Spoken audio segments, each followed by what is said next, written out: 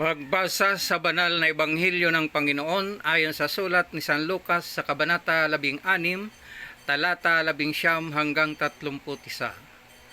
Noong panahong yon, sinabi ni Jesus sa mga Pariseo, may isang mayamang nagdaramit ng mamahalin at saganang-sagana sa pagkain araw-araw. At may isa namang pulubing nagngangalang Lazaro, tad-tad ng sugat, na nakalupasay sa may pintuan ng mayaman upang mamulot kahit mumong nahuhulog mula sa hapag ng mayaman.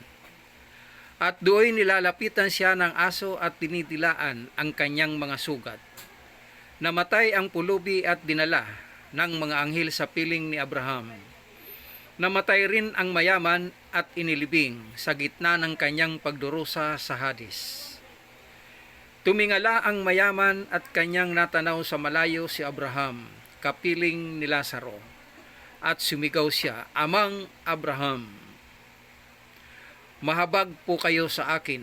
Utusan ninyo si Lazaro na isawsaw sa tubig ang dulo ng kanyang daliri at palamigin ang aking dila, sapagkat naghihirap ako sa apoy na ito."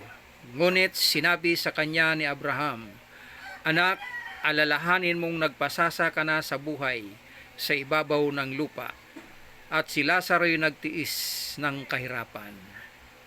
Ngunit ngayon inaaliw siya rito, samantalang ikaw namay nagdurusa."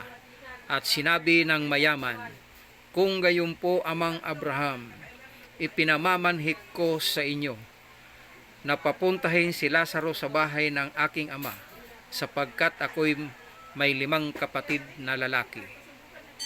Paparoonin nga ninyo siya upang balaan sila at nang hindi na sila humantong sa dakong ito ng pagdurusa." Sinabi sa kanya ni Abraham, "Kung ayaw nilang pakinggan ang mga sinulat ni Moises at ng mga propeta, hindi rin nila paniniwalaan kahit ang isang patay na muling nabuhay." Ang mabuting balita ng Panginoon.